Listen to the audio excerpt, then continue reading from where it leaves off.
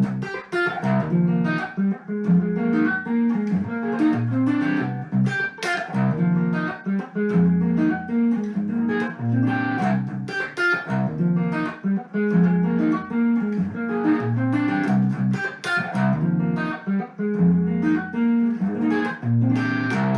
Dale Bruce here with an episode of Chordplay, and this is the Chords of John Mayer. And of course, John Mayer is a very famous, extremely successful, pop and rock, vocalist, songwriter, and guitarist. And I know some of you watching this that are fans are like, yeah. And then some of you that maybe aren't fans are like, why is he doing John Mayer? So hear me out if you're in the second group. If you're in the first group, hang on, because we're going to look at some really cool chords and songs and just musical moments from John Mayer. But if you're not really a fan or you're a little confused by my choice, hear me out. So the timeline here, I was teaching in Evansville, Indiana, and in 2002, his debut album, What the Room for Squares album came out. And I heard, White Georgia and Your Body's a Wonderland and No Such Thing and some of those songs. And I thought, okay, here's this kind of different Dave Matthews kind of person. And I completely wrote him off. I just thought, okay, he's a pop guy with an acoustic guitar. Cool. And then maybe like 6-8 months later, I had a student I was teaching that came in. And he said, can we learn Neon by John Mayer? And I wasn't familiar with the song. I didn't even have his album yet. And I was like, yeah, okay, I've never heard it. And he pulled out the CD and we put it in and I listened to it. And I was so confused because I thought, I figured it was going to be like 3 or 4 chords, strummed, like Every Rose Has Its Thorn or something like that. And when I heard it, my ear was like, whoa. And I sat there and I tried to figure it out and, I was confused. And then I remember I went up in the front and I looked around in the sheet music and we had, the guitar, transcription book. I grabbed that and took it back in my room. And I looked at that transcription and I saw the weird tuning and the very unorthodox, kind of chord-based, rhythmic style. And I looked at my student and we talked about it, but he wasn't really quite ready to play it. And I was still confused, what I was hearing. I was like, is this John Mayer? I was like, what in the world? So I kind of finished, the lesson with the student and I had a break right after that. And I remember I sat in my room and I just looked through the Room for Squares, songbook, and I was shocked. I was like, oh my gosh. I was like, there's chords everywhere, and rarely like simple chords. There were extensions and all these, open string drones and tons of add 9s and 11ths and, flat 9s and stuff like that. And I was so confused. And I thought, whoa, wait a minute. This guy, he's not a 3-chord, one-trick pony. It's like, no, he actually has some massive skill. And then a couple years later, I'm watching Chappelle's Show, and I love Chappelle's Show. I mean, Dave Chappelle's hilarious. And John Mayer, appeared on the White People Can't Dance, skit. And I died laughing. And I thought, okay, he's from Berkeley, and everybody I know from Berkeley knows a lot of chords and a lot of music theory. So that impressed me. The chords I saw in Room for Squares, transcription book impressed me. And then the Dave Chappelle skit, made me laugh, and I thought, okay, I'm starting to kind of like this guy. And the year after that Chappelle Show skit, the John Mayer Trio album, Try, was released. And I heard that, immediately bought it. It's a live album. Him with Pino Palladino and Steve Jordan on drums. It's phenomenal. I was completely shocked. I was blown away. I thought, wow, okay, John Mayer is killing it right now. And the album he followed that with, Continuum. Continuum was great, won some Grammys and stuff. But Try, in my opinion, is the best album he's released. And he's released some other, interesting albums and singles and stuff like that.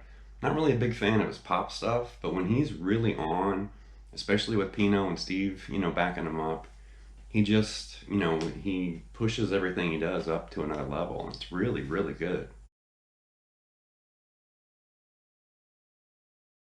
For the opening, that was the song Neon from Room for Squares. And that was the song that just kind of jarred my brain, when my student was like, can we learn this? And I listened to it and I thought, I don't even know what's going on. Is this a guitar? Is he playing like, some crazy, like, is he playing a Chapman stick or something? It's like, what is going on here? because when I heard it, all I could hear was this, really low C. And my ear and my brain just, I thought, okay, I know he's not he's not playing a 7 string or something. It's like, how is he getting this low C note, on a 6 string guitar, a Strat. And then when I saw the transcription, the tuning guide at the top, I was like the low E, so it's like drop C basically, which is very unusual. It's not drop D. We're down another whole step to C. So I didn't, readjust my guitar. I didn't go up a set of strings. I'm using 10s on the Strat. I just tuned my low E down to C, and everything else is the same. So now you have this nice, really low C at the bottom. And then the part itself, I'm not really sure if he's hybrid picking or if he's finger picking. He could be doing it either way. And you could technically try it both ways. I'm hybrid picking for the intro. And he kind of has that snappy, Strat tone. So it starts off and he's really just playing between, this G and this F note. So he's kind of flirting with a C5 and a C sus4. And then there's this, which is really cool. That's an E flat sus2, in this tuning. Because this, now on the 3rd fret, that's now an E flat. Way down there. And then this, that's an F minor 11. Okay, so right off the bat, there's some really interesting changes there.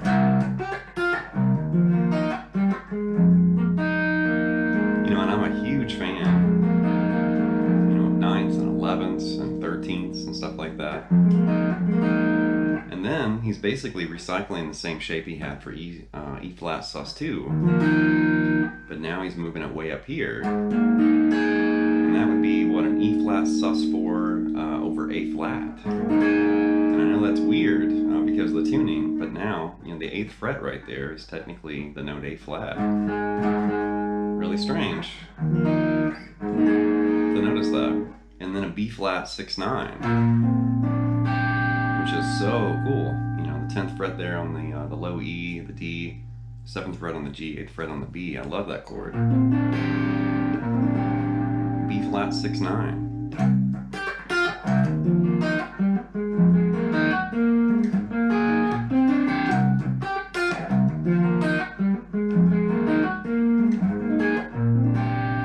Rhythm, it's kind of jerky and kind of funky, and it's definitely missing the support from the drums and the other instrumentation in that track. It sounds a little empty, just the guitar part, but it does carry itself. I mean, that's a great rhythm part and a really interesting sequence of chords.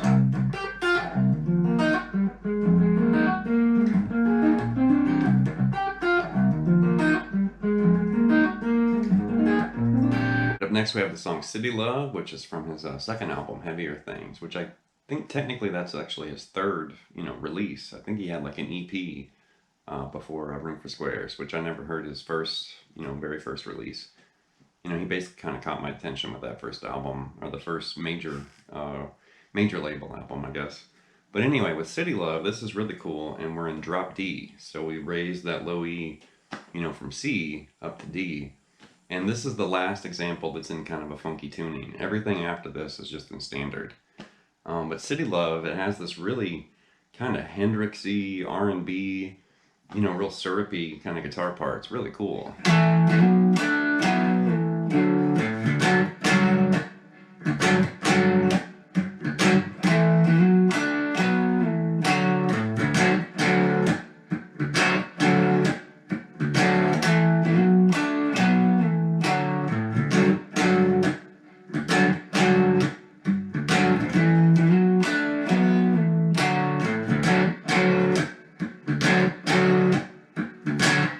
Like that. It's kind of, just slowly kind of creeping and sliding around. It reminds me of Jimmy a little bit. So there he's just really sliding fourths, kind of flirting with D7, I guess, technically. And then he's going to move down here. Now keep in mind we're in drop D. So in drop D tuning, if you hold, the 5th fret on the low E and the A, and then the 4th fret on the D string, that's going to basically function as a B minor chord. B minor, as in bumblebee. B minor.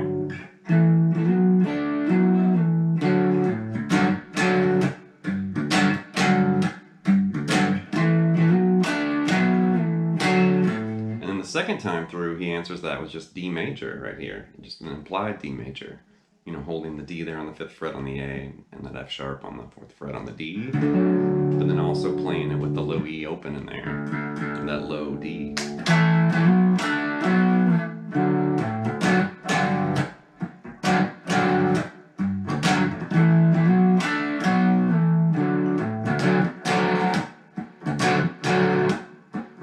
You know, really cool guitar part. I like, you know, those R&B and kind of soul influenced, you know, rhythm parts. Really cool. Up next we have the song Daughters, which is also from Heavier Things. And I used to play this in an acoustic duo group in Evansville with my good buddy Dave Newton.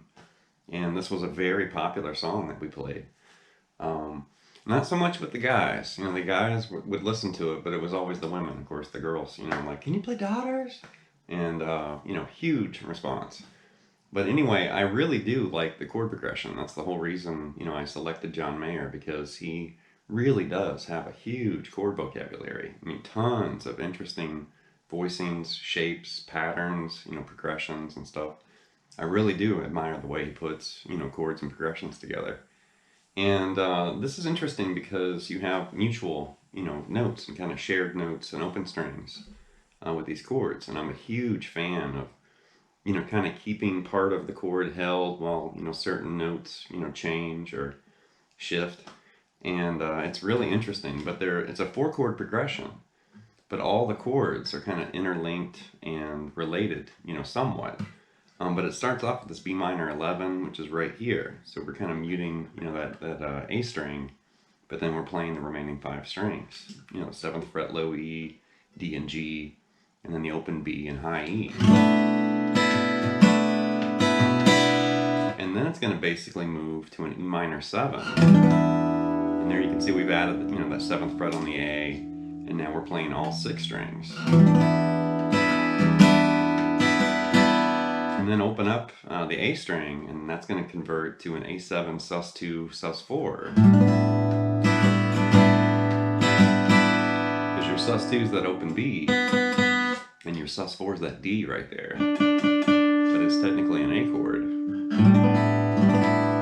And then after that, it's going to change to this, and that's going to function as a D6-9. And your 6 and 9 are the open B and high E string up there.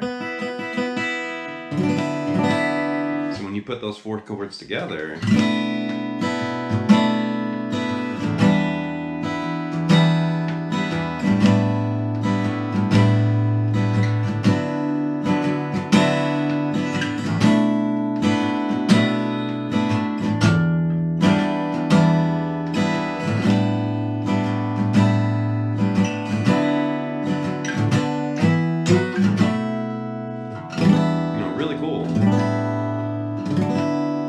how they just kind of, you know, mix and match and connect together in that little 4-chord progression.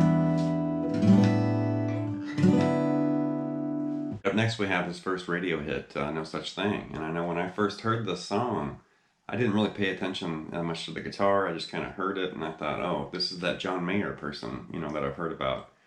And I didn't really pay attention. But then later, you know, I think I had some students that asked about that song, and I think I even played it in a band, a cover band, for a little while. And when I actually learned, you know, the guitar part, once again, I was shocked by the chords, and I thought, I didn't know that's what he was doing in there. So this is the verse part, and it looks like this.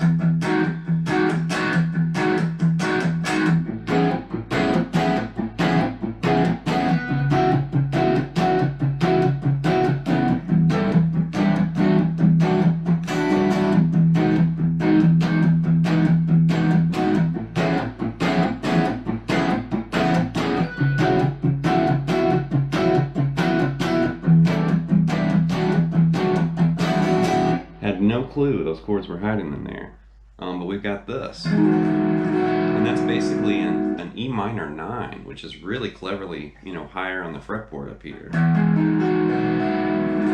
Really dig that. That's awesome. And And then that's going to move over just a little bit, and that changes it to an A major 9. So E minor 9, next door is, A major 9. And then he kind of sneaks back here. This would be a C sharp, C sharp minor 11. And then this really clever move. This is so cool. It's going to feel like you're playing G, which you're kind of playing around with G. But you have all these open strings, but that's going to change that. That's an E minor 11, and then this would be E minor 7, and then an E minor 9. In my brain, I'm thinking G, almost like an add 9 kind of shape, but in E, it's E minor 11, E minor 7, and E minor 9. So the next time you want to play an E minor 7 chord, just put a G power chord right there and then play all your strings open. And that's a really cool, minor 7 kind of variation, I guess. And then he just goes right back to that main riff.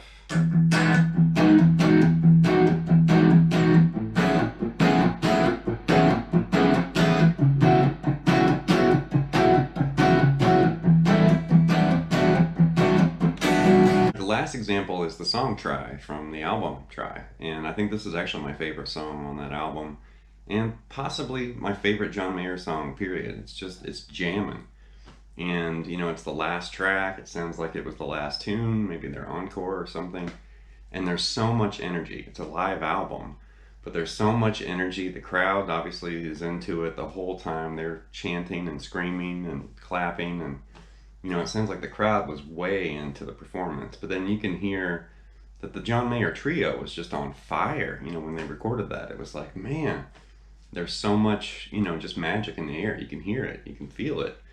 But last tune, and actually I've seen a lot of transcriptions and performances, of like lesson videos and stuff online, and even tabs online, and they're totally wrong. Like, they're not even close to what he's actually playing. I've seen a few that were close, but this is a very refined, kind of rhythm style. And once again, he's tapping into this kind of jump blues, rock blues, kind of Stevie Ray, influence, but there's some other people in there too. But it looks like this, really cool.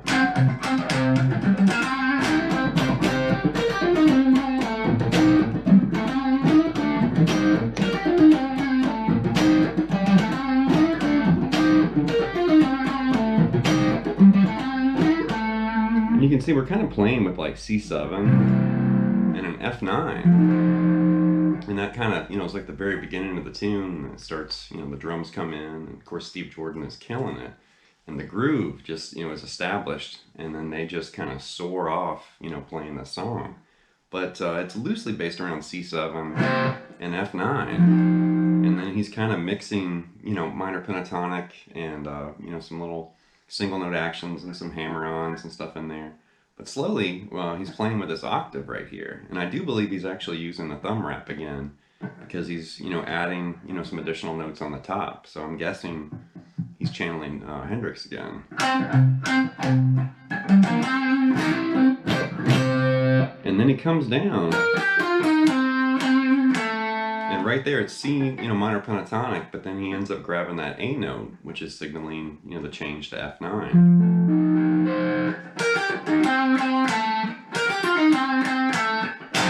And then he comes back up, and he's kind of staying with that F9 phrase.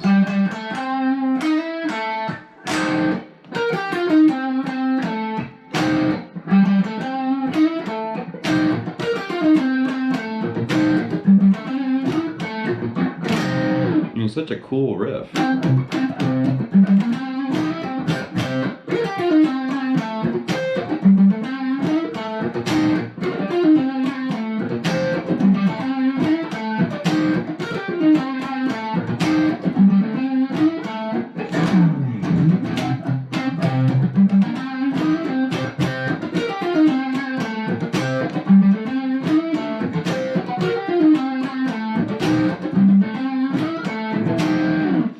Really tasty stuff. All right, that's going to wrap this episode of Chordplay with the Chords of John Mayer.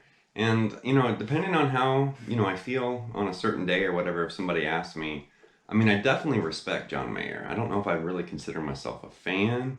I mean, I do have like two of his albums. I have Try, and I believe I have Heavier Things too.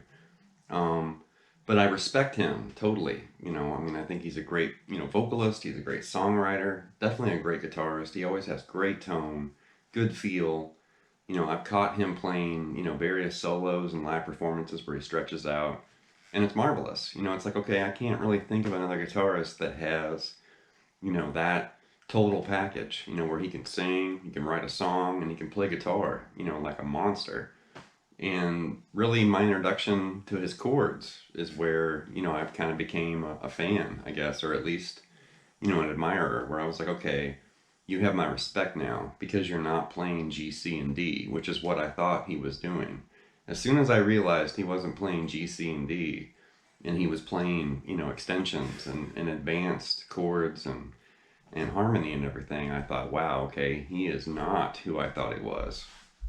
And, a lot of respect. And then by the time he was on Chappelle's show, I thought, okay, John Mayer's okay in my book. It was like he just, impressed me with chords and he also made me laugh. So it's a win-win. So anyway, leave some feedback and some comments. Please subscribe to Late Night Lessons, and I'll be back before you know it with more content material. Thank you.